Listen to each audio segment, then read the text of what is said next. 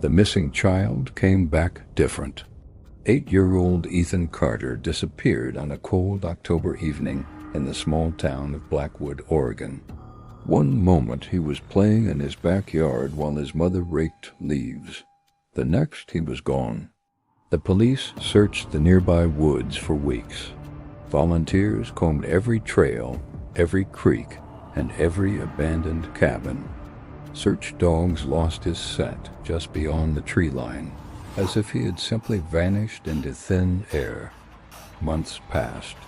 The case slowly faded from the headlines, but not from his family's hearts.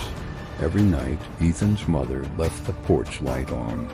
Every birthday, she wrapped a present that no one would ever open.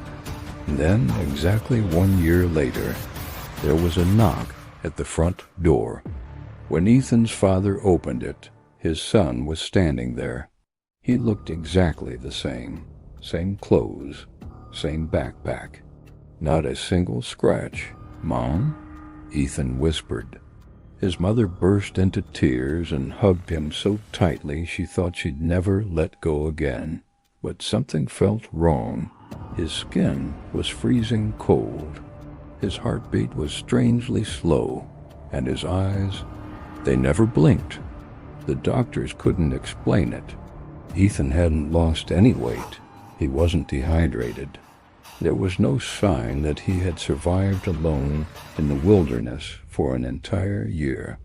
When detectives asked where he had been, Ethan only smiled.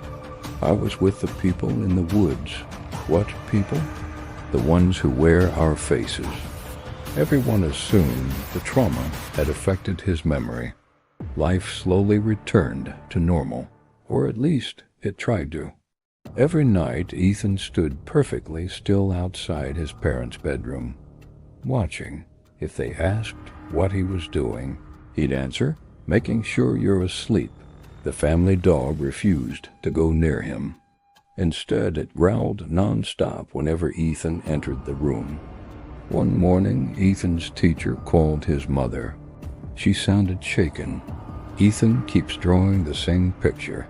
The drawing showed dozens of children standing deep inside a dark forest. Every child had completely black eyes. At the center stood Ethan, smiling. Then strange things began happening around town. People reported seeing children standing silently at the edge of the woods after sunset. When approached, they disappeared between the trees. No footprints, no sound, just gone.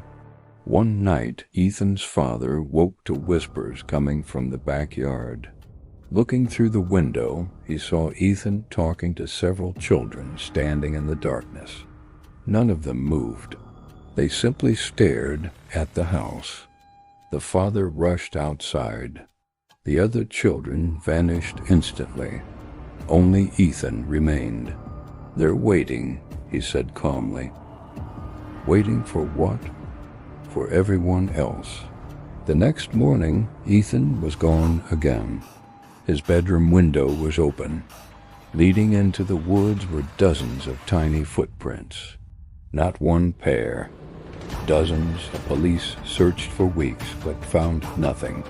Months later, another missing child returned to a nearby town. Perfectly healthy, perfectly calm. When investigators asked where she'd been, she smiled. "I met a boy named Ethan." She paused, then added quietly, "He said he'll see you all very soon."